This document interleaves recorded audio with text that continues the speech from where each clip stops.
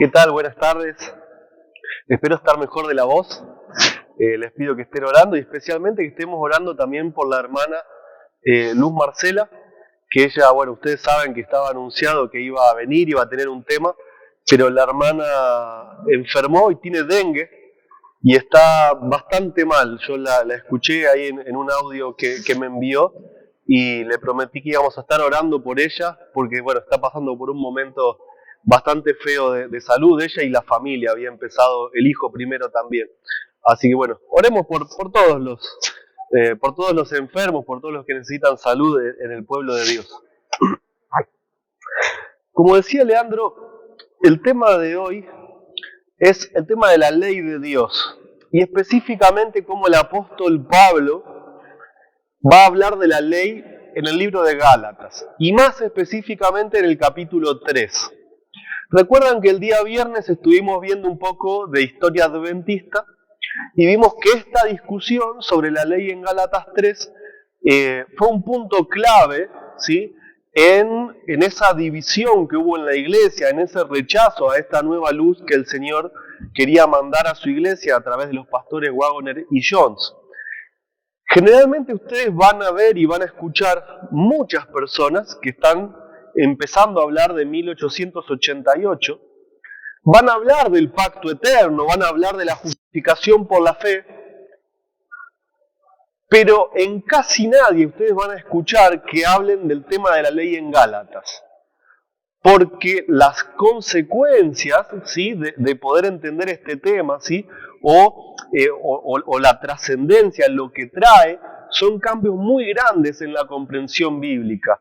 Y recuerdan que este también era uno de los problemas o uno de los prejuicios por la cual la dirigencia nunca quiso aceptar este tema. Pero la historia la vamos a dejar un poquito para el final y nosotros lo que vamos a hacer es el estudio bíblico de ese tema. Vamos a abrir Gálatas 3 y vamos a desmenuzarlo, vamos a ir haciendo hincapié en varios puntos para que por nosotros mismos, ¿no es cierto?, con la sabiduría de Dios, o sea, me refiero por nosotros mismos al hecho de no ser influenciados ya o por Waggoner o por Jones o por Butler o por Uriah Smith, sino que seamos nosotros hoy quien con la sabiduría de Cristo podamos comprender a qué se refiere el apóstol Pablo con lo que él está hablando en Gálatas 3. Por eso vamos a abrir nuestras Biblias, vamos a ir directamente a Gálatas 3.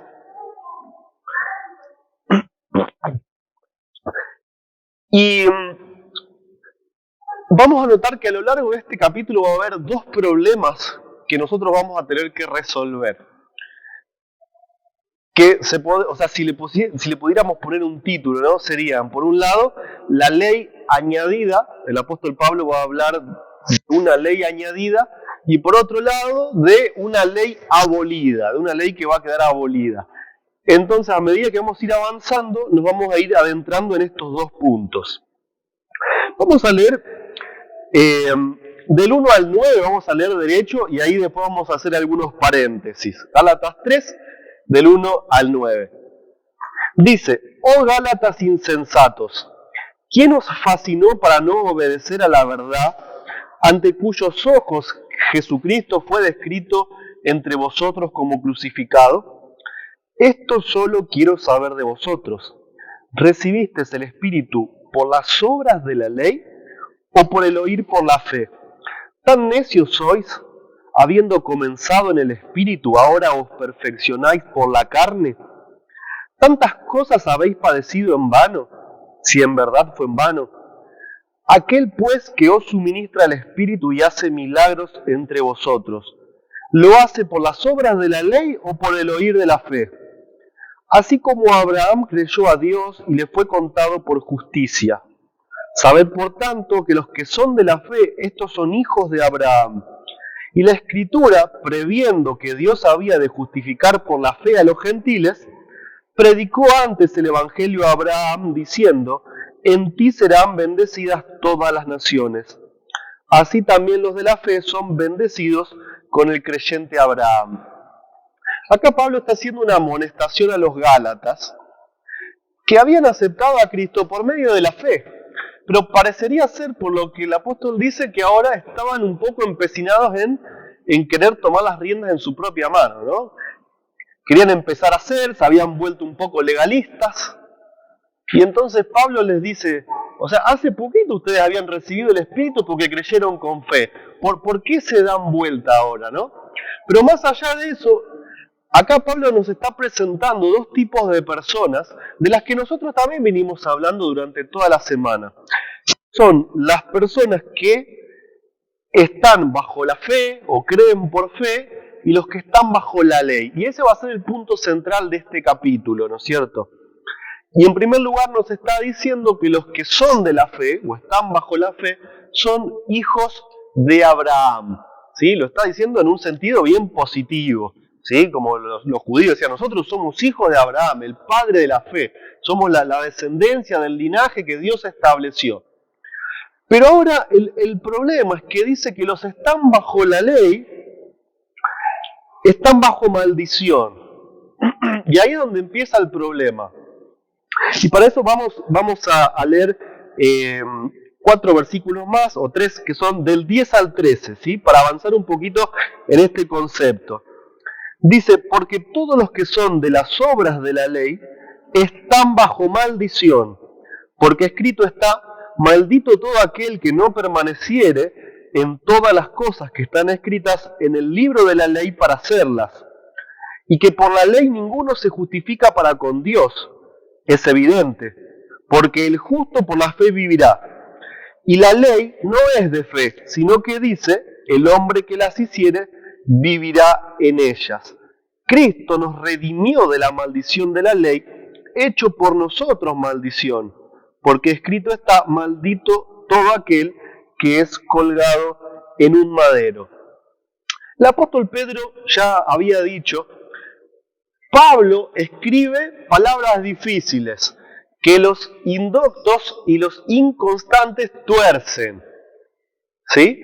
Entonces tenemos que aceptar este consejo y ver qué está diciendo Pablo. Él dice que los que están bajo la ley están bajo maldición.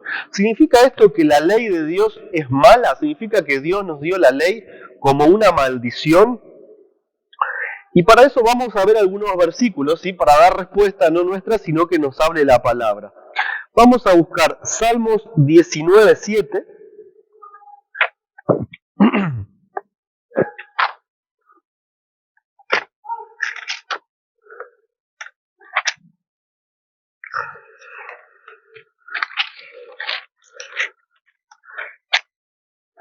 Salmos 19:7 dice, la ley de Jehová es perfecta, que convierte el alma.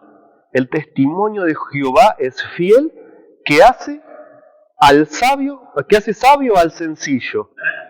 Entonces acá la Biblia nos dice que la ley de Jehová es perfecta, pero Pablo nos sigue diciendo que los que están bajo la ley están bajo maldición. Vamos a leer algunos textos más. Deuteronomios 4:8. ¿Sí? Siempre hay que tener 2 o 3 testigos para poder establecer, ¿sí? una conclusión, ¿no?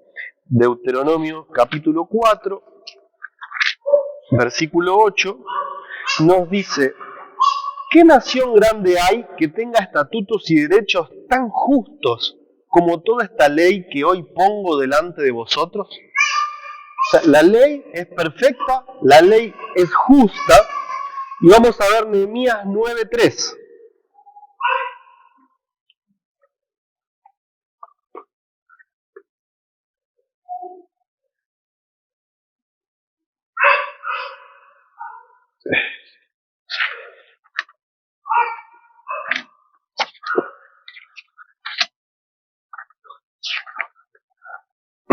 Perdón. Nehemías 9:3. ¿Alguien que lo tenga, por favor, me ayuda a leer? Dice, y puestos de pie en su lugar, leyeron en el libro de la ley de Jehová, su Dios, la 4ª parte del día. Y la 4ª parte confesaron y adoraron a Jehová, su Dios. 13, perdón, me equivoqué yo. 13, sí, perdón. Bueno, está bueno. Y sobre el monte Sinaí descendiste y hablaste con ellos desde el cielo y les diste juicios rectos, leyes verdaderas y estatutos y mandamientos buenos. leyes verdaderas, estatutos y mandamientos buenos, ¿no? Lo sumamos a lo anterior, una ley justa, una ley perfecta. Y por último vamos a ir a Romanos. Y la pregunta es, ¿quién escribió Romanos? Pablo mismo, ¿no es cierto? Entonces ahora vamos a ver qué declara Pablo sobre la ley, que hasta ahora nos venía diciendo que estar bajo la ley es maldición. Ahora nos va a hacer una declaración que nos puede llegar a dejar un poco perplejos. Romanos, capítulo 7, versículos del 7 al 12. Dice, ¿qué diremos entonces? ¿Es pecado la ley? En ninguna manera. Al contrario, yo no hubiera conocido el pecado a no ser por la ley, porque no conociera la codicia si la ley dijera no codiciarás. Pero el pecado, tomando ocasión por el mandamiento, produjo en mí toda codicia, porque sin la ley el pecado estaba muerto. Y antes vivía sin ley, pero cuando vino el mandamiento, el pecado revivió y yo morí. Y el mandamiento que era para vida, yo encontré que era para muerte. Porque el pecado, tomando ocasión por el mandamiento, me engañó y por él me mató. De manera que la ley a la verdad es santa, y el mandamiento es santo, y es justo, y es bueno. Entonces el mismo Pablo nos está aclarando que la ley en sí no tiene nada de malo. La ley de Dios es perfecta. Cuando él se está refiriendo a estar bajo la ley, se está refiriendo a una condición nuestra, a cómo nosotros tomamos la ley, qué lugar le damos.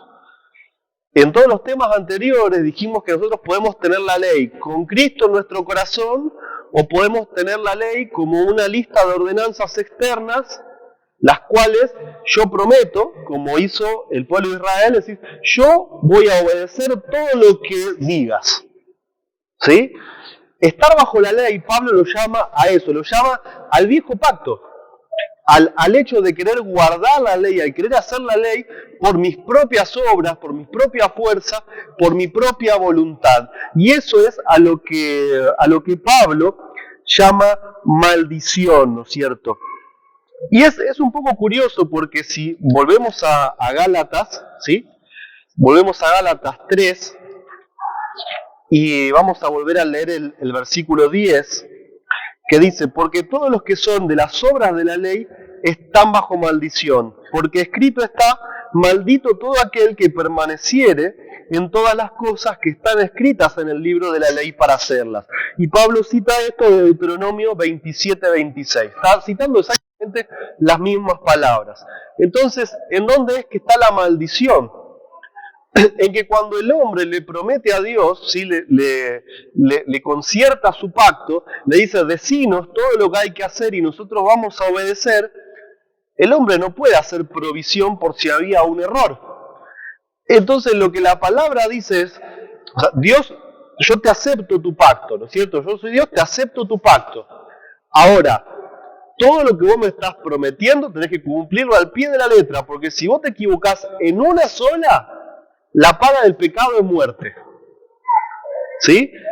Por eso es que también en hebreo se lo llama un peor pacto con peores promesas, porque no hay posibilidad de redención, porque no hay posibilidad de arreglar si yo me equivoco. Dios me acepta el pacto, ¿sí? De vivir bajo la ley, pero yo tengo que vivir una vida perfecta según mis esfuerzos. Un pecado es la muerte. Por eso es un peor pacto con peores promesas. Y por eso es una maldición. ¿Por qué? Porque no hay un ser humano que lo pueda hacer. No existe. La Biblia dice que no hay justo ni aún uno. Entonces, yo mismo, cuando le prometo a Dios hacer, cuando le prometo a Dios guardar, yo me estoy colocando bajo maldición porque es algo que yo no puedo cumplir. No hay forma de que yo lo pueda cumplir. Por eso es maldición. ¿Sí? Los que aceptan por la fe son hijos de Abraham y los que están bajo la ley están bajo maldición. Vamos a avanzar con algunos versículos más en Gálatas 3 para ir acercándonos a lo que sería el epicentro de este problema.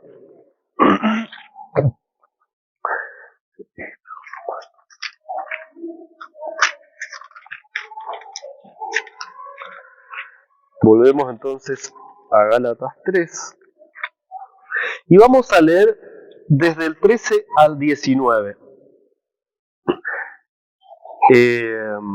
Cristo nos redimió de la maldición de la ley, hecho por nosotros maldición, porque escrito está: maldito todo aquel que es colgado en un madero, a fin de que la bendición de Abraham viniese sobre los gentiles a través de Jesucristo, para que por la fe recibamos la promesa del Espíritu. Hermanos, hablo como hombre. Un pacto, aunque sea de hombre, si fuere confirmado, nadie lo anula o le añade. Ahora bien, a Abraham fueron hechas las promesas y a su simiente. No dice y a las simientes como de muchos, sino como de uno, y a tu simiente, el cual es Cristo. Y esto digo, ¿sí? Hasta el 19. Y esto digo, el pacto antes confirmado por Dios en Cristo, la ley que vino 430 años después, no le anula para invalidar la promesa. Porque si la herencia fuese por la ley, ya no sería por la promesa, mas Dios la dio a Abraham por la promesa. ¿Para qué entonces sirve la ley? Fue añadida por causa de las transgresiones hasta que viniese la simiente a quien fue hecha la promesa y fue ordenada por ángeles en manos de un mediador. A mí me gustó mucho el versículo 16, ¿no es cierto? Habría mucho para hablar de todos los versículos anteriores. Por ejemplo, el primer punto podría ser que Cristo murió colgado en un madero, o sea, Él fue hecho maldición, murió la muerte que debía haber muerto la persona que estaba en el antiguo pacto, la que había prometido guardar todos los puntos de la ley y no pudo. Sin embargo, Cristo se hace sustituto y es colgado en un madero. Por eso muere, o sea, fue hecho maldición por nosotros, ¿sí? Porque le pusimos nuestra culpa en Él, murió nuestra muerte. Después también es interesante que habla de un pacto, ¿no? Que aunque el pacto sea hecho por un hombre, no se le puede añadir ni quitar. Por eso el pacto antiguo, que es el pacto que Dios hizo al hombre y que con un sacrificio de un cordero confirmaron, el hombre ya, o sea, en cierto sentido no puede anularlo. Si quiere caminar en ese pacto, tiene que cumplirlo, no puede cambiar las condiciones en el medio, ¿no? Y como no pudo, se hizo merecedor de la muerte, que tuvo que morir Cristo en nuestro lugar. Y si llegamos al versículo 16, es interesante que dice: ahora bien, a Abraham fueron hechas las promesas y a su simiente. Y explica, ¿sí?, que esa simiente no es plural, sino que es singular y que esa simiente es Cristo. Yo es la primera vez que lo veo en el hecho de que la promesa no solamente fue hecha a Abraham, sino que también es hecha a Cristo. ¿Qué promesa? La del nuevo pacto. Ustedes recuerdan todo lo que venimos hablando de qué es el nuevo pacto. Es que Dios pone su ley en nuestra mente y en nuestro corazón a través de su Espíritu. ¿Acaso la palabra no dice que Dios le dio a su Hijo el Espíritu sin medida? Que Cristo vino a hacer la voluntad de su Padre, que Él le agradaba hacer la voluntad de su Padre. Esa promesa que se cumplió en Abraham, cuando Abraham obviamente así lo quiso, no estamos hablando de esos momentos donde tropezó, también se cumple en Cristo, y en Cristo se cumple a la perfección, porque mediante el Espíritu del Padre en Él, Él puede vivir una vida perfecta, puede obedecer la ley a través de la fe, no a través de sus propias fuerzas. Cristo nos mostró cómo vivir en el nuevo pacto. Y nos dice: así exactamente como yo fui en mi humanidad, yo tomé la humanidad donde están ustedes, no hay ninguna diferencia. Si ustedes toman mi vida divina, que es ese mismo Espíritu que el Padre me dio a mí, también pueden vivir por la fe, obedeciendo la ley de Dios. ¿Se entiende, no es cierto? Es un plan perfecto que el Padre trazó junto con el Hijo y que el Hijo cumplió a la perfección para que nosotros podamos salir de ese embrollo en el que nos metimos, porque no le vamos a echar la culpa simplemente a los hebreos de que, ellos inventaron el viejo pacto y nosotros constantemente vemos que también entramos, cada vez que queremos hacer las cosas a nuestra manera, estamos haciéndole las mismas promesas, ¿no? Cuando yo digo, tengo que guardar el sábado, voy a hacer todo antes que se ponga el sol, voy a vivir al campo, voy a ser vegetariano, voy a hacer ejercicio, ¿sí? Voy a estudiar la Biblia todos los días 1 hora. ¿No es acaso eso, el decir yo lo voy a hacer, no es vivir en el viejo pacto? Aunque las intenciones sean buenas. Porque no estamos hablando de cosas malas, estamos hablando de cosas para Dios. El tema es que seguimos prometiendo cosas que no pudimos cumplir. Porque el primer día que no tuve ganas ya no estudié la Biblia. Y el primer sábado que tuve otra cosa que hacer y ya rompí el pacto. ¿Sí? O me fui al campo por obligación y después resultó en un desastre. Se entiende, ¿no? ¿Cuál es la diferencia entre hacer las cosas porque escuchamos la voz de Dios y hacer nuestros propios planes? Y llegamos más adelante a lo que es el versículo 19, donde está uno de los puntos que mencionaba anteriormente, que es esto de la ley añadida, ¿no es cierto? Pablo dice, ¿para qué entonces sirve la ley? Fue añadida por causa de las transgresiones hasta que viniese la simiente a quien fue hecha la promesa, y fue ordenada por ángeles en manos de un mediador. La discusión que fue el centro en 1888 es ¿a qué ley Pablo se está refiriendo acá? ¿Qué ley fue añadida que iba a llegar hasta Cristo? ¿Cuál es esa ley añadida? Sin embargo, ya dos capítulos antes, en el 17, Pablo nos dice de qué ley venía hablando. Dice, la ley que vino 430 años después no le anula para invalidar la promesa. ¿Sale? En el contexto, Pablo viene hablando de la ley que fue dada en el monte Sinaí. ¿Qué ley fue dada en el monte Sinaí? Todas, tanto los 10 mandamientos como la llamada ley de Moisés, o las llamadas leyes de Moisés, que fueran escritas en libros y puestas a un costado del arca. ¿Sí? Pero especialmente la historia del Sinaí tiene que ver con los 10 mandamientos. ¿Sí? No sacamos lo otro, pero hay como lugares más trascendentes, ¿no? Los 10 mandamientos y la ley de Moisés. Entonces, en el contexto vemos que Pablo viene hablando de eso. Y dice que esa ley fue añadida hasta que viniese la simiente, hasta que viniese Cristo. Y acá es donde comienza el problema, acá es donde comienza la discusión. Ustedes ya se empezaron a preguntar, bueno, pero si los 10 mandamientos son la ley añadida, entonces llegan hasta Cristo y quedan invalidados. Si es solo la ley de Moisés, bueno, es diferente, llegará solo la ley de Moisés hasta Cristo, queda abolido, queda invalidado y seguimos con los 10 mandamientos. Pero acá el problema es que Pablo está hablando de la ley que fue dada en el Sinaí. Está hablando de todo, no está sacando a una ni poniendo a otra ni al revés. Entonces, en la historia del adventismo estaba ese miedo. Si yo acepto que es toda la ley añadida,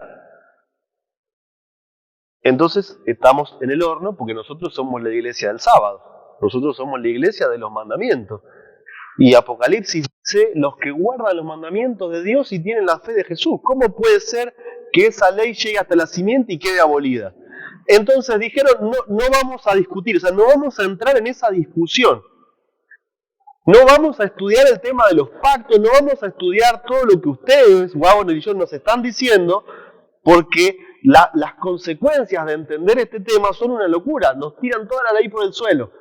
Entonces, ni siquiera quisieron comenzar a estudiar, o directamente fue toda una discusión donde iban con los ojos cerrados y la boca abierta a no querer oír al otro y solamente hablar lo que querían hablar. Pero vamos a ver que quizás el problema se puede resolver de otra manera. Vamos a ver a qué se refiere Pablo con esto de que la ley fue añadida hasta que viniese la simiente. La pregunta sería, ¿acaso antes del Sinaí no existía la ley de Dios? ¿Será que no existía? O sea, que de repente Dios inventa una ley y se la da al pueblo de Israel. Los que vivieron antes, Abraham, Jacob, Isaac, José, Noé, Adán, o sea, no tenían la ley de Dios. Vamos a ver qué nos dice la Biblia acerca de esto. Vamos a buscar Génesis, en Génesis tenemos varios ejemplos, y de hecho deben estar en Génesis porque estos ejemplos tienen que estar todos antes de Éxodo 20. En Éxodo 20 es dada la ley. Nosotros tenemos que buscar en la Biblia cualquier ejemplo de la existencia de la ley antes de Éxodo 20. Tenemos Génesis 26:5.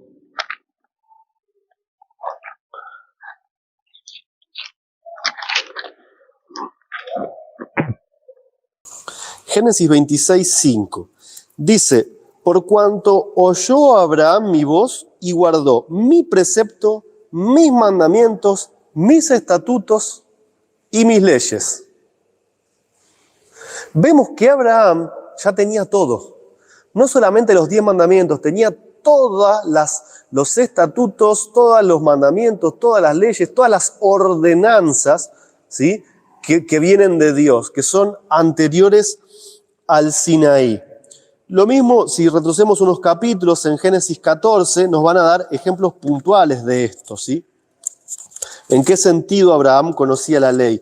Génesis 14, del 17 al 20.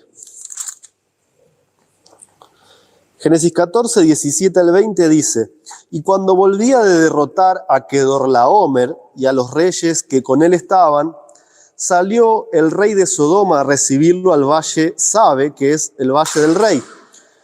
Entonces Melquisedec, rey de Salem, el cual era sacerdote del Dios Altísimo, sacó pan y vino y le bendijo, y dijo: bendito sea Abraham del Dios Altísimo, poseedor de los cielos y de la tierra, y bendito sea el Dios Altísimo que entregó tus enemigos en tus manos, y le dio a Abraham los diezmos de todo.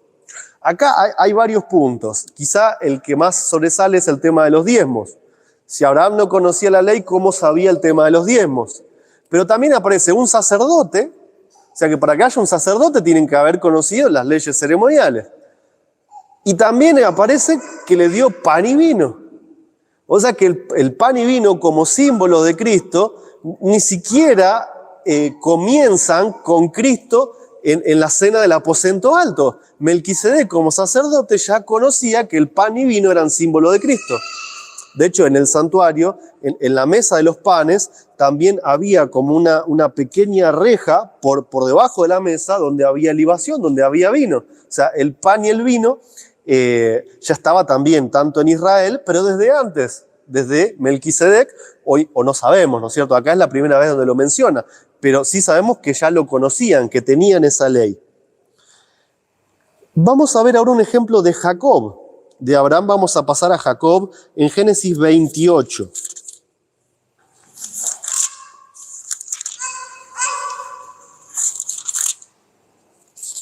Génesis 28, versículos 20 al 22.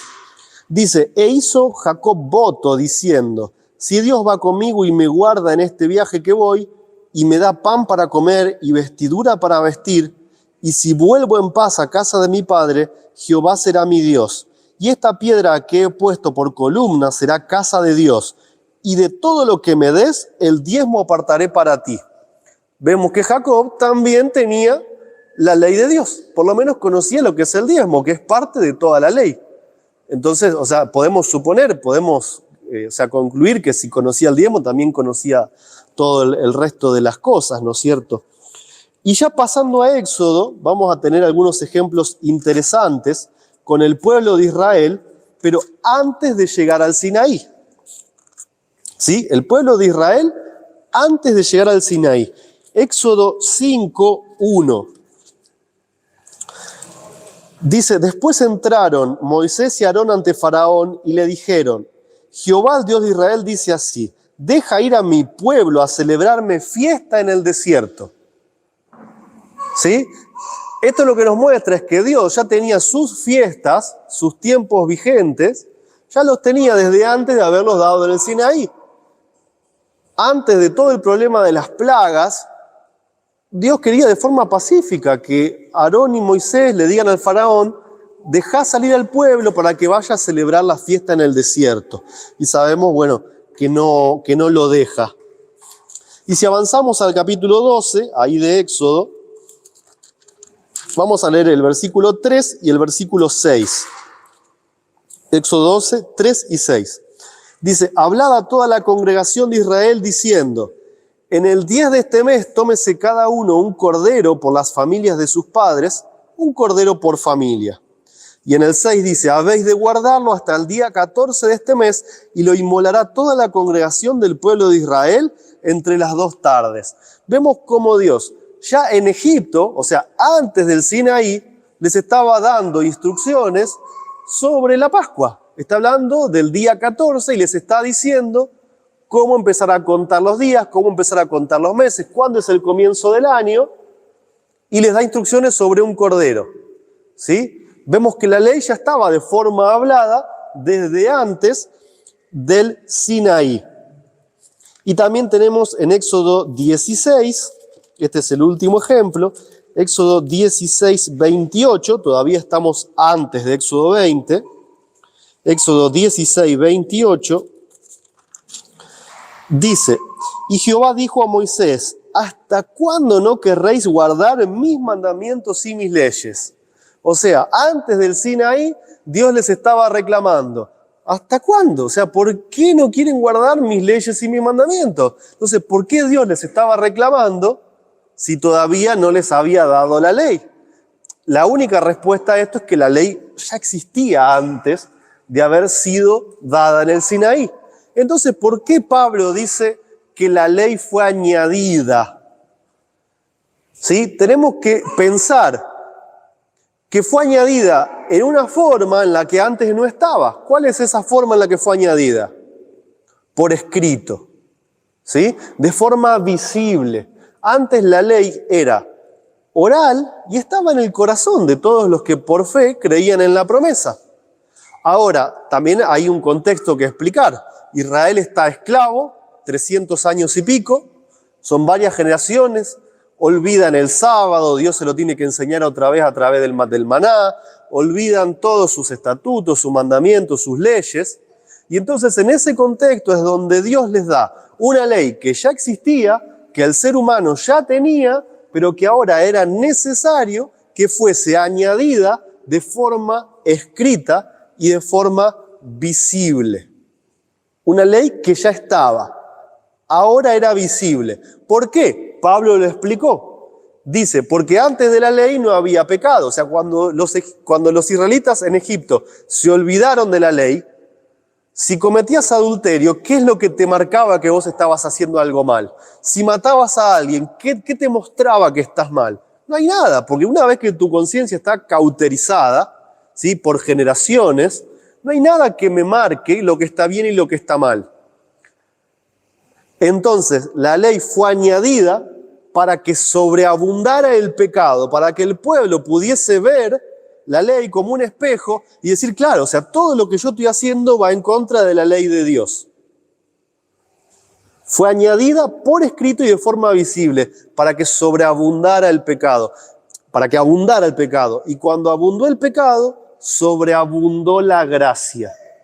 ¿Para qué Dios quería que los pecados salgan a flote, que todos reconozcan que son pecadores, para que pudieran aceptar la gracia? Si yo estoy enfermo y no reconozco que estoy enfermo, no puedo ir al médico a buscar cuál es la medicación que necesito.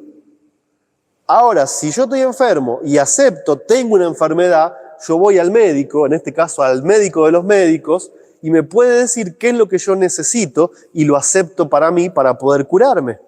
Entonces, la ley fue añadida de forma escrita y visible, ¿sí? Porque la habían olvidado hasta que viniese Cristo. Y entonces acá es donde entramos. Cuando viene Cristo, la ley queda abolida, la ley es mala, Dios se arrepiente de haber dado la ley.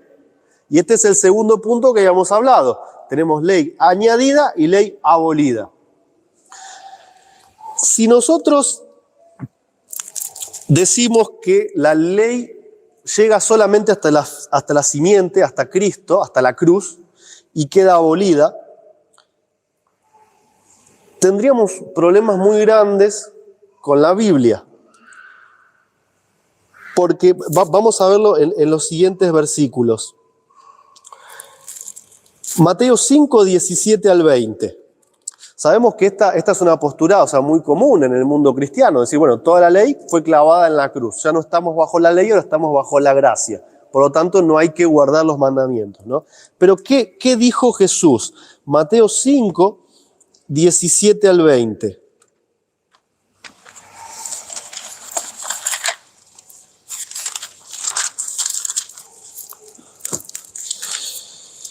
Dice, no penséis que he venido para abrogar la ley o los profetas, no he venido para abrogar, sino para cumplir. Porque de cierto os digo que hasta que pasen el cielo y la tierra, ni una jota ni una tilde pasará de la ley hasta que todo sea cumplido. Entonces Jesús mismo está diciendo, yo no vine a abolir la ley, ¿sí? En la cruz, en mi muerte, no se termina nada. Esto va a seguir hasta que el cielo y la tierra pasen, al menos por escrito, ¿no? Y tenemos algunos textos más. Por ejemplo, tenemos en Apocalipsis, Apocalipsis 12, 17 y 14, 12. No lo vamos a buscar porque ustedes lo conocen de memoria, ¿sí? Los que guardan los mandamientos de Dios y tienen la fe de Jesús, y los que guardan los mandamientos de Dios y tienen el testimonio de Jesucristo. Esto está hablando del tiempo del fin. Personas que tienen los mandamientos de Dios. Lo mismo que también lo podemos encontrar en Apocalipsis 22, 14, ya hablando de la tierra nueva, ¿no es cierto? Lo mismo también podemos encontrar en Isaías 66.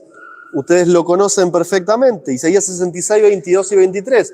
De sábado en sábado y de luna nueva en luna nueva, o de mes en mes, vendremos a adorar delante de Dios. Esto está hablando de la tierra nueva. Si la ley queda abolida, ¿cómo puede ser que en la tierra nueva o en el tiempo del fin todavía los hijos de Dios se siguen rigiendo bajo los mandamientos de Dios?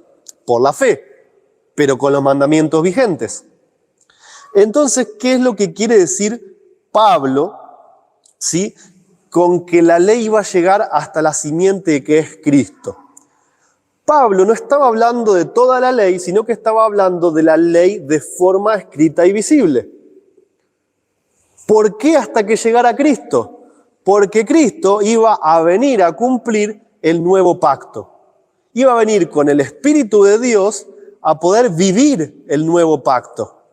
Y entonces, cuando Cristo nos muestra cómo es el nuevo pacto, nosotros dejamos de vivir mirando la ley diciendo o no tengo que tener dioses ajenos, no tengo que hacer imágenes, no tengo que tomar el nombre de Dios en vano, no tengo que pisotear el sábado, no tengo que matar, no tengo que cometer adulterio, porque eso es lo que produce una ley así grande de forma escrita, que yo me planifique con todo lo que tengo y lo que no tengo que hacer.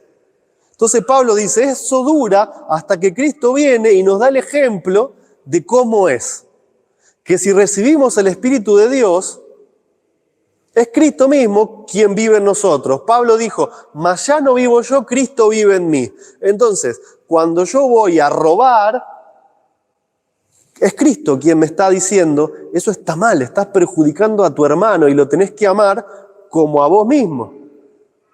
Entonces yo ya no necesito, ¿sí? No necesito un cartel gigante que me esté diciendo no, no, no, no. En ese sentido, Pablo dice que la ley añadida es hasta que Cristo viene, pero no que la ley deja de ser con Cristo, sino entraríamos en una contradicción bíblica. Pero ustedes podrán decir, bueno, pero a ver, en la muerte de Jesús sí hay cosas que quedan abolidas. ¿Por qué se rompe el velo? ¿Por qué deja de haber sacrificios? O sea, hay algo que queda abolido. Y es verdad, no vamos a negar eso, pero vamos a ver que es algo muy específico y que no es toda la ley. No es ni toda la ley de los 10 mandamientos, ni es toda la ley de Moisés. Vamos a ver qué es. Y eso está en Daniel 9. Vamos a buscar Daniel capítulo 9, versículos 24 al 27. En Daniel 9 tenemos la profecía de las 70 semanas. Ustedes recordarán Una profecía escrita para el pueblo de Israel, donde iba a tener 70 semanas de años, ¿sí? 490 años, donde iban a pasar ciertas cosas, y en la última semana nosotros íbamos a ver la vida de Cristo acá en la tierra. Y en ese contexto, los versículos 24 al 27 dicen, bueno, 70 semanas están determinadas sobre tu pueblo y sobre tu santa ciudad para acabar la prevaricación y concluir el pecado y expiar la iniquidad, y para traer la justicia eterna y sellar la visión y la profecía y ungir al santo de los santos. Sabe pues y entiende que desde la salida de la orden para restaurar y edificar Jerusalén hasta el Mesías príncipe habrá 7 semanas y 62 semanas. La plaza volverá a ser edificada y el muro en tiempos angustiosos. Y después de las 62 semanas se quitará la vida al Mesías, mas no por sí. Y el pueblo del príncipe que ha de venir destruirá la ciudad y el santuario. Con inundación será el fin de ella, y hasta el fin de la guerra las asolaciones están determinadas. Y por una semana, que es el ministerio de Cristo, ¿sí? Dice, confirmará el pacto con muchos. Acá donde dijimos que Cristo venía a vivir el pacto. Viene a confirmar el pacto eterno que Dios había hecho con el hombre, ¿no? Dice, y a la mitad de la semana hará cesar el sacrificio y la ofrenda. Y hasta ahí vamos a llegar porque es lo que nos interesa. ¿Qué es lo único que aparece en la Biblia como algo abolido en la muerte de Jesús? La mitad de la semana, ¿sí? Es el momento de la crucifixión de Jesús. ¿Qué es lo que queda abolido? Todo lo que tiene que ver con el sacrificio y las ofrendas, lo que es llamado la ley ceremonial. Pero acá hay un punto muy importante, porque la mayoría del mundo cristiano confunde la ley ceremonial con toda la ley de Moisés. Entonces van en un mismo saco los sacrificios y las ofrendas con todo Levítico, Número, Deuteronomios, ¿sí? O sea, toda la ley de Moisés es ley ceremonial, por tanto se va al tacho. Pero eso es una conclusión errada, porque Daniel nos está explicando cuál es la ley ceremonial. ¿Cuáles eran las ceremonias? Los sacerdotes con los corderos en el santuario terrenal. Eso es todo lo que queda abolido.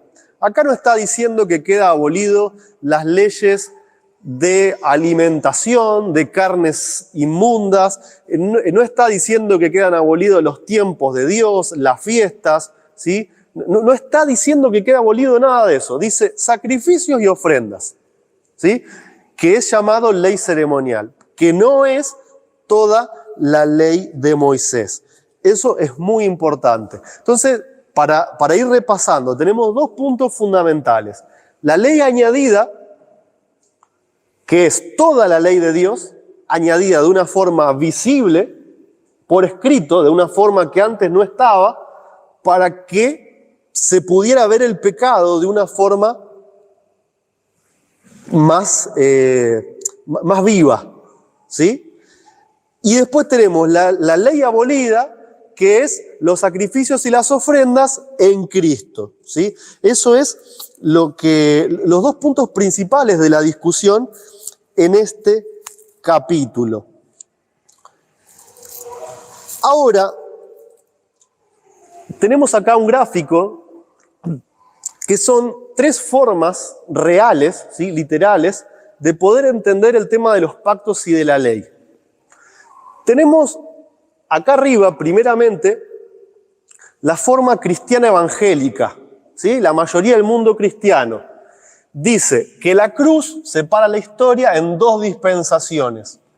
Antes de la cruz tenemos el viejo pacto, que son los que viven bajo la ley. Y que después de la cruz tenemos el nuevo pacto, que son los que viven bajo la gracia. Y estudiando Gálatas 3 llegan a la conclusión de que toda la ley añadida, tanto los mandamientos como la ley de Moisés, quedan caducas en Cristo. Quedan caducas en la cruz, ¿sí? Eso es lo que dice la mayoría del mundo cristiano. Que tiene un error de interpretación bíblica en cuanto a lo que es la ley añadida, pero sin embargo es muy coherente, porque si vos estás entendiendo que es toda la ley la que está añadida, entonces tenés toda la ley abolida. O sea, vos te estás siendo coherente con tu interpretación. Ahora, En el medio tenemos quizá la interpretación más difícil, que es la interpretación adventista. Tanto la que tenían en 1888 como la que se tiene hoy en día. Tenemos la cruz de Cristo que separa la historia en dos dispensaciones, lo mismo que arriba, ¿no? El viejo pacto bajo la ley, el nuevo pacto bajo la gracia. Hay una falla en la interpretación, pero no hay coherencia. ¿Por qué? Porque dice, no, nosotros queremos guardar los 10 mandamientos. Para nosotros los 10 mandamientos están vigentes. Entonces vamos a elegir. Vamos a decir que la mitad de la ley o toda la ley de Moisés está abolida, ¿sí? En Cristo, en la cruz, queda abolida, pero nosotros vamos a elegir seguir con los 10 mandamientos. Pero resulta que no solamente siguen con los 10 mandamientos, sino que también eligen algunas leyes de Moisés. Por ejemplo, el diezmo. Por ejemplo, las carnes limpias y las carnes inmundas. Entonces, si eso está abolido, si la ley de Moisés está abolida en la cruz de Cristo, ¿por qué no comemos cerdo? ¿Por qué damos el diezmo? ¿Por qué no me tatúo? Entonces, hay una falla de interpretación y también hay incoherencia en cómo yo estoy aplicando mi interpretación. En definitiva, los primeros son más coherentes que los mismos adventistas, que es, yo me voy a incluir porque es lo que creí toda la vida, hasta hace un tiempo atrás. Abajo tenemos todas las conclusiones que hemos sacado a través de este estudio. No tenemos una historia separada por la cruz. Tenemos una historia que está atravesada por la cruz, pero que no separa la historia en dos en términos de pactos. La separa en un sentido de amor por Cristo. O sea, no es lo mismo. No somos los mismos desde que vino Cristo a esta tierra a mostrarnos cómo vivir. En ese sentido sí la historia tiene una división, pero no en términos de dispensaciones cristianas, no en términos de Dios le dice a los que estaban antes de Cristo, ustedes me caen mal, les voy a dar un pacto malo con malas promesas. Ustedes tienen que vivir bajo la ley y son malditos si se equivocan en algo. Pero acá son lindos, son rubios, de ojos celestes, y les dice, ya está, o sea, me cansé de esclavizarlos, me cansé de que estén malditos, ahora les voy a dar un mejor pacto con mejores promesas, les voy a dar la fe, les voy a dar la gracia, les voy a dar a Cristo para que puedan vencer. O sea, a los otros los arruinó, pero ahora tienen todas las ventajas, ¿sí? Eso no existe. Vimos en el tema qué son los dos pactos. Vimos también el tema de la justificación por la fe.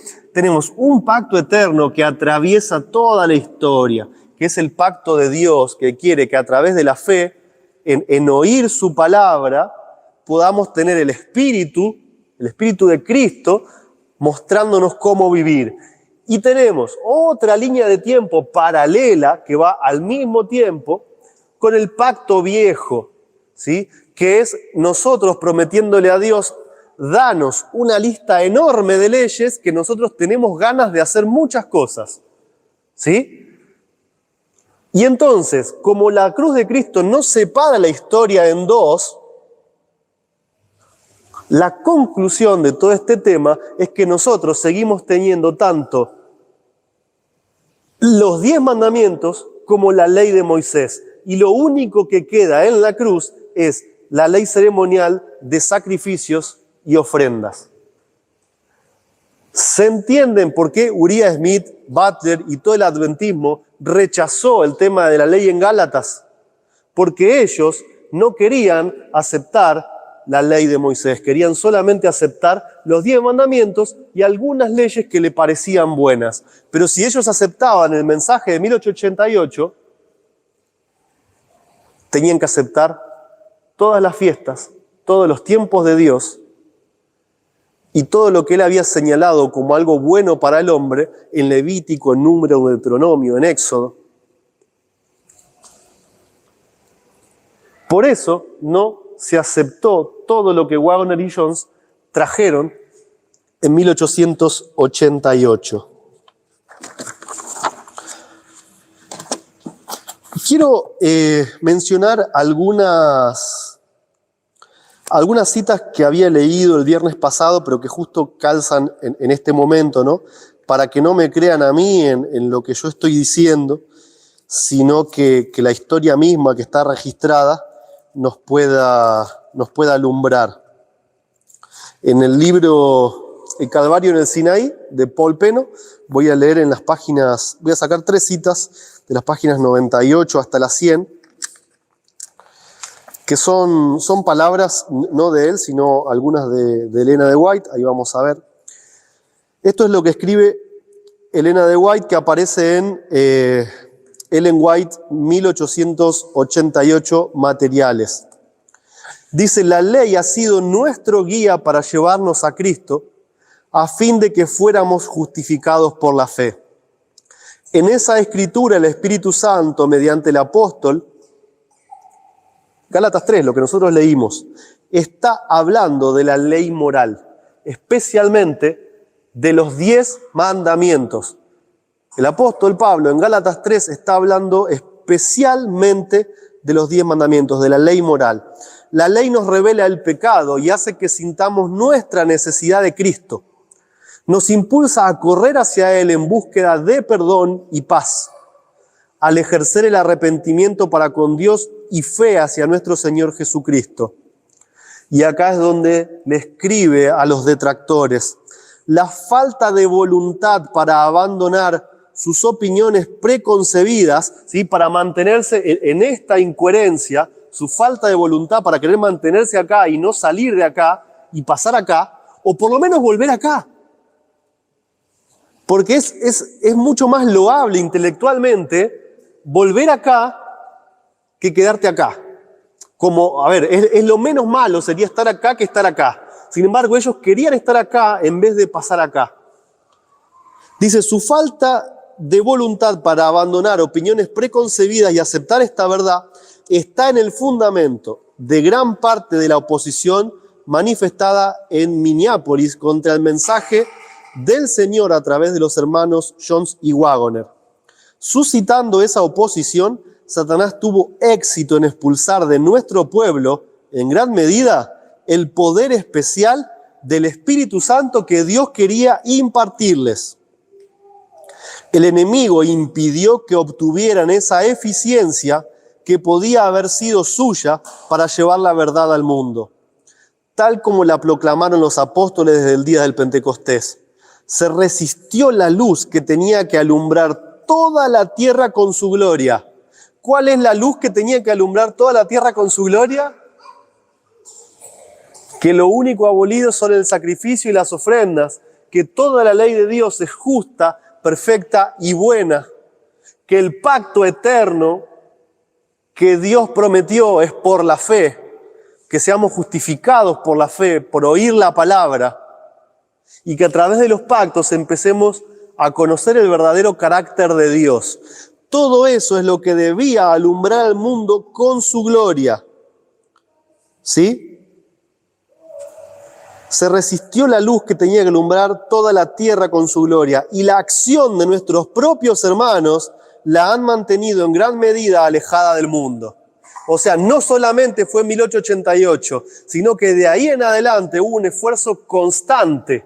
O sea, todavía tenían oportunidad, todavía se podían retractar de lo que había sido Minneapolis.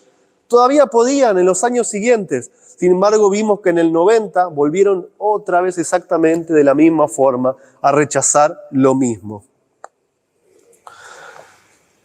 Sigue diciendo en el mismo escrito, dice, se resistió, no, perdón, es un mismo extracto de lo que ya leímos. Se resistió la luz que tenía que alumbrar toda la tierra con su gloria, y la acción de nuestros propios hermanos la ha mantenido en gran medida alejada del mundo. A.T. Jones dijo: el libro de Gálatas se escribió para colocar la ley ceremonial, la ley moral y el evangelio en sus verdaderas y correspondientes posiciones, y para aniquilar por siempre el ceremonialismo. ¿Sí? Gálatas echa todo esto por tierra y nos deja solamente esto. El apóstol Pablo solamente habla de esto. Y en cuanto a Ellen White, la última cita dice, se me pregunta acerca de la ley en Gálatas, ¿cuál es el ayo para llevarnos a Cristo? Contesto, ambas, la ley ceremonial y el código moral de los 10 mandamientos son el ayo para llevarnos a Cristo. Los 10 mandamientos y la ley de Moisés nos llevan a Cristo. Cuando Cristo vive en nuestros corazones, nos hace vivir los 10 mandamientos y la ley de Moisés. Te voy a pedir, Dani, si me prestás el documento para leerlo, porque ustedes podrán decir, estas son tus conclusiones, Elena nunca habló de la ley de Moisés, esto es un invento tuyo, ella nunca se refirió a esto, nunca lo hizo prominente. Yo voy a leer algunas citas que son todas de Elena White, con respecto a la ley que como adventistas todavía seguimos rechazando, porque los 10 mandamientos no hay problema, los tenemos. El diezmo no hay problema, las carnes inmundas no tenemos, no nos tatuamos. Ahora, sin embargo, hay muchas otras, como las fiestas, como el calendario de Dios, que las echamos por tierra.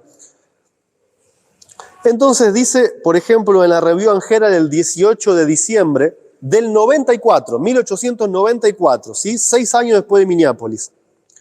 El Señor Jesús dio estos mandamientos desde la columna de nube y Moisés los repetía a los hijos de Israel y luego los escribió en un libro para que no se apartaran de la justicia. Yo les hago una pregunta, ¿cuáles son las leyes que Moisés escribió en un libro? ¿Son los 10 mandamientos o son las llamadas leyes de Moisés? Son las leyes de Moisés. Fíjense lo que dice Elena con respecto a esas leyes. Estamos obligados a cumplir estas especificaciones porque al hacerlo cumplimos los requisitos de la ley de Dios. ¿Habló Elena o no habló Elena con respecto a la totalidad de la ley de Dios? A los 10 mandamientos y también a la ley de Moisés. Otra cita, Review Angera, el 6 de mayo de 1875. Como consecuencia de la continua transgresión, la ley moral se repetía en terrible grandeza del Sinaí. Cristo dio a Moisés los preceptos religiosos que debían gobernar la vida cotidiana. Estos estatutos fueron dados explícitamente para guardar los 10 mandamientos. ¿Sí? No eran tipos oscuros que pasarían con la muerte de Cristo. Deberían ser vinculantes para el hombre en todas las edades, siempre y cuando el tiempo dure. Estas órdenes fueron impuestas por el poder de la ley moral y ellos, clara y definitivamente, explicaron esa ley. La ley de Moisés es dada para explicar los 10 mandamientos, para ampliarlos. Son vinculantes y son para nosotros mientras el tiempo dure, ¿sí? No son tipos oscuros que quedan clavados en la cruz. No lo son. Hay que borrarse esa idea de la cabeza de que la ley de Moisés queda clavada en la cruz.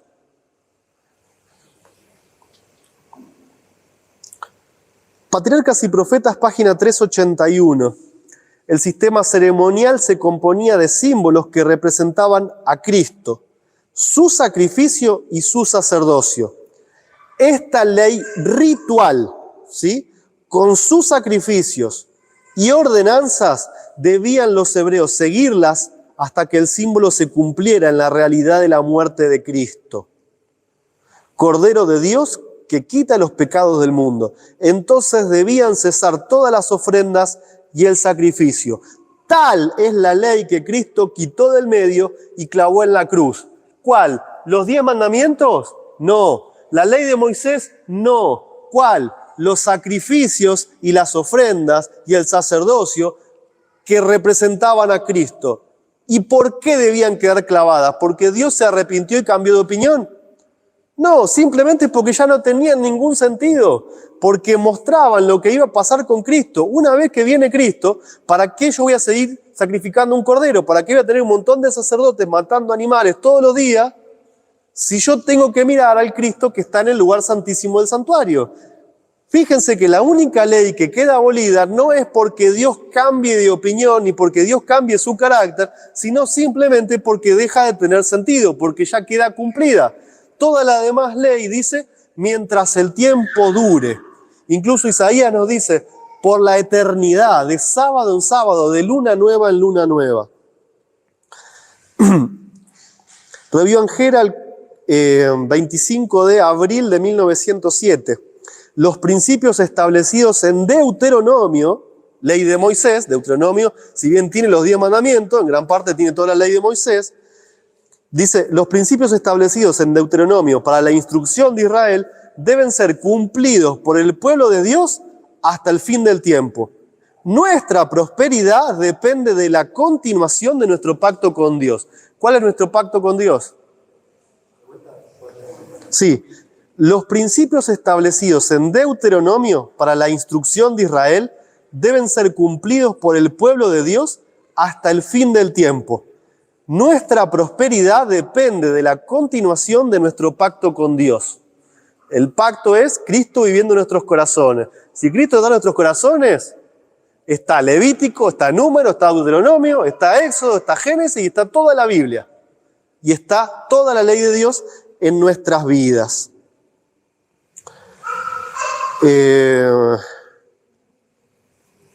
A ver si hay alguna más, no quiero leer todas. Acá tenemos otra, carta 259 de 1903. Siempre prestemos atención a las fechas. 15 años después de Minneapolis. Las instrucciones dadas a Moisés para el antiguo Israel, con sus trazos cortantes y rígidos, ¿sí?, han de ser estudiados y obedecidos por el pueblo de Dios hoy en día. Hasta esas que no nos gustan, con trazos cortantes y rígidos, están para nosotros, ¿sí? Carta 3, también 1905. Hemos de familiarizarnos con la ley levítica en todos sus aspectos, pues contienen reglas que deben ser obedecidas, contienen instrucciones que, si son estudiadas, nos capacitan para entender mejor la regla de fe y práctica que hemos de seguir en nuestro trato mutuo. Y en Señales de los Tiempos del 26 de mayo, es la última que leo, ya en el 81, esto es antes, ella escribía, las palabras que Dios habló a Israel mediante su Hijo fueron dirigidas también a nosotros en estos últimos días. Y escuchen esto. La religión de los días de Moisés y de Josué es la misma religión hoy en día. Moisés tenía otra religión, tenía otras leyes que quedaron abolidas en la cruz. Las fiestas eran para los judíos. ¿Escucharon esas frases alguna vez? La religión de Moisés y de Josué es nuestra religión, con todos los trazos cortantes, con todas las leyes que están en Génesis, en Éxodo, en Levítico, en Número y en Deuteronomio. Nosotros estamos celebrando la fiesta de panes sin levadura y quizás yo podría hacer un análisis entero de todas las leyes que hay, pero quizá vamos a hacer hincapié en la que hoy nos trae a nosotros acá, que son las santas convocaciones de Dios. El pueblo de Dios se perdió la oportunidad de recibir al Espíritu Santo, de recibir la lluvia tardía, por miedo a tener que guardar las fiestas. Hasta ese punto llegó el odio hacia los tiempos de Dios y el amor hacia las cosas del mundo, porque después los cristianos están en la Navidad, en los cumpleaños, en el Día del Padre, de la Madre, del Pastor. No sé si este estaba en el calendario, pero lo he visto muchas veces. Año Nuevo, Reyes, la Pascua con los huevitos y los conejitos, Semana Santa, donde nos vamos de vacaciones el fin de semana largo. Pero la fiesta de Dios no. Por más que venga Dios con sus ángeles a darme un mensaje, no lo vamos a aceptar porque nosotros estamos cómodos así como estamos. Los 10 mandamientos ya son suficientes, no queremos todo lo demás. Eso es lo que dijo el pueblo adventista y lo que sigue diciendo hasta hoy en día. Pero no solamente la dirigencia. Yo vuelvo a repetir, hay esto que voy a decir lo digo por mi propia cuenta. Cuando un tema se hace prominente, en este caso todo lo que es 1888, todo lo que es justificación por la fe, no todo viene de Dios. Es Satanás también quien levanta gente hablando cosas parecidas, enarbolando la bandera de Wagner y Jones, diciendo exactamente lo contrario a lo que ellos decían. Si hay alguien que viene hablando de 1888, preguntémosle, ¿qué entendés de Gálatas 3? ¿De qué ley está hablando Pablo? ¿Cuál es la ley añadida? ¿Cuál es la ley abolida? ¿Cuál es la ley en la que vos crees? ¿Cuál es la ley que crees que Cristo quiere grabar en nuestros corazones?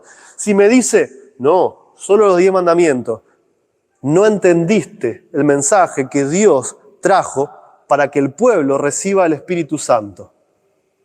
Podés haber entendido los pactos, que es uno solo, podés haber entendido que es un solo pacto eterno, que son paralelos, podés haber entendido que sí es la fe, pero si no entendimos cuál es la ley añadida, cuál es la ley abolida y por qué, estamos rechazando directamente el carácter de Dios, porque la ley es el carácter de Dios. Y cuando nosotros tenemos tinieblas, cuando elegimos las tinieblas en un punto, vamos a tener tinieblas en todo lo que viene por detrás. Si yo no entiendo cuál ley es el carácter de Dios, tampoco voy a entender cuál es el verdadero carácter de Dios. Y si yo digo que Dios hace cosas que no hace, si yo tengo, hoy hablamos de esto, ¿no? Si yo tengo definiciones equivocadas de la justicia, de la misericordia, ¿qué justificación por la fe estoy enseñando? Entonces, en conclusión, no creamos todo lo que se habla por ahí. Estudiemos nosotros mismos. Todo lo que sucedió en 1888 está registrado. Y nosotros mismos también podemos ir a ver toda la historia y podemos ver las discusiones. Y nosotros mismos podemos agarrar la Biblia y, como hicimos esta semana, podemos estudiar qué son los pactos. Podemos estudiar Gálatas 3, podemos familiarizarnos con la vida de Cristo y podemos pedir que Cristo more en nuestros corazones para que Él de verdad nos muestre cómo es Dios, qué es lo que Dios quiere de nosotros y no por nuestras propias fuerzas y por nuestro propio intelecto tratar de vivir o ponernos en un lugar que sea de maldición para nosotros mismos. Que el Señor nos bendiga, que nos ayude. Y la invitación es a tener los ojos abiertos, los oídos abiertos, para escuchar la voz de Dios y también para pesar los espíritus de todos los que digan tener el Evangelio. No todo el que dice Señor, Señor, va a ser reconocido después por Cristo, ¿sí? Es una experiencia individual la que nosotros tenemos que tener en cuanto al estudio, ¿sí? En cuanto a volver a aceptar todas esas verdades, para que la lluvia tardía sea derramada en cada uno de nosotros.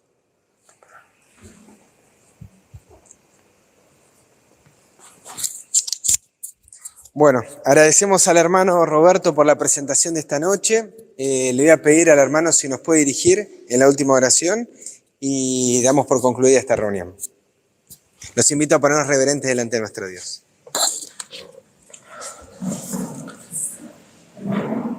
Amoroso Padre Celestial, gracias por tu palabra, gracias por todo lo que has dejado escrito para que no seamos sacudidos por cualquier viento de doctrina, para que no seamos inconstantes, indoctos en torcer las Escrituras. Gracias por el discernimiento que nos das de poder hoy recibir esta verdad, lo mismo que le has querido dar a tu pueblo desde 1888. Hoy hay una generación, Padre, que intenta, escuchando tu voz por la fe, estamos intentando con fuerzas quizá a veces nuestras, pero estamos intentando enarbolar tu verdad. Y te pedimos que nos ayudes, que quites de nosotros todo eso que nos queda de querer hacer las cosas por nuestra cuenta y que tú nos des la fortaleza, que tú nos des la inteligencia, la sabiduría para poder aceptar todo lo que está de acuerdo a tu voluntad. Te pedimos que Cristo pueda vivir en nosotros, que tu Santo Espíritu sea derramado, que el Espíritu de Cristo sea derramado en gran medida, Padre, para que estas verdades puedan predicarse a todo el mundo y alumbrarlo con tu gloria. Ayúdanos a conocerte, Padre, cada día de una mejor forma, una forma correcta, y a borrar todos los conceptos equivocados que hemos tenido de ti.